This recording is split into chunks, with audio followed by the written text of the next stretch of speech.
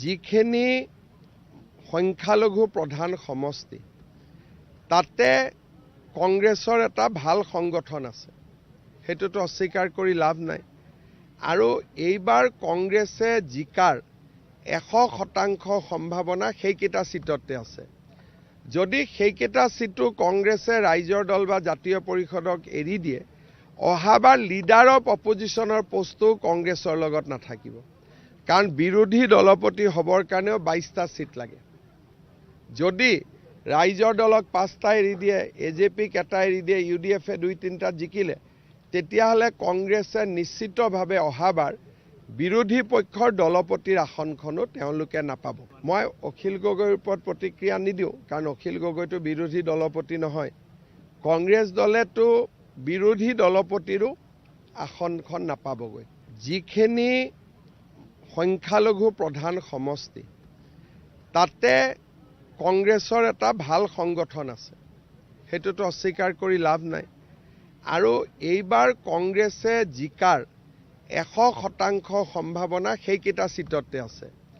যদি সেইকেইটা চিটো কংগ্ৰেছে ৰাইজৰ দল বা জাতীয় পৰিষদক এৰি দিয়ে, অহাবাৰ লিডাৰ অফ অপজিশ্যনৰ পোষ্টটো কংগ্ৰেছৰ লগত নাথাকিব। কাৰণ বিৰোধী দলপতি হ'বৰ কাৰণেও 22টা চিট লাগে।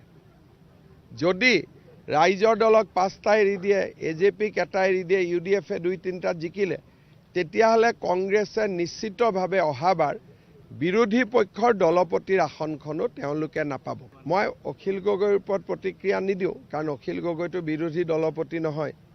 কংগ্ৰেছ দলেতো বিৰোধী দলপতিৰো আসনখন নাপাবগৈ।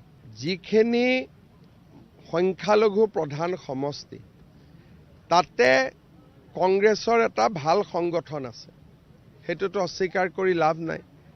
আৰু এইবাৰ কংগ্ৰেছে জিকাৰ 100% সম্ভাৱনা সেইকেইটা চিটতে আছে।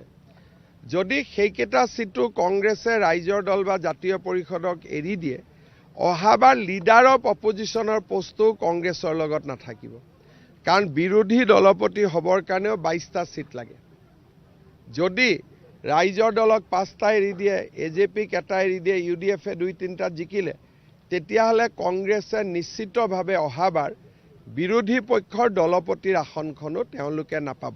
মই অখিল গগৈৰ ওপৰত প্ৰতিক্ৰিয়া নিদিওঁ, কাৰণ অখিল গগৈটো বিৰোধী দলপতি নহয়।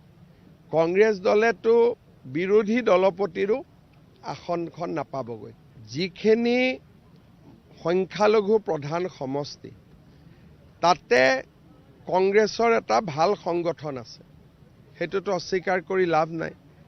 আৰু এইবাৰ কংগ্ৰেছে জিকাৰ 100% সম্ভাৱনা সেইকেইটা চিটতে আছে। যদি সেইকেইটা চিটো কংগ্ৰেছে ৰাইজৰ দল বা জাতীয় পৰিষদক এৰি দিয়ে, অহাবাৰ লিডাৰ অফ অপজিশ্যনৰ পোষ্টটো কংগ্ৰেছৰ লগত নাথাকিব। কাৰণ বিৰোধী দলপতি হ'বৰ কাৰণেও 22টা চিট লাগে। যদি ৰাইজৰ দলক 5টা এৰি দিয়ে, AJPক এটা এৰি দিয়ে, UDFে 2-3টাত জিকিলে, তেতিয়াহ'লে কংগ্ৰেছে নিশ্চিতভাৱে অহাবাৰ বিৰোধী পক্ষৰ দলপতিৰ আসনখনো তেওঁলোকে নাপাব।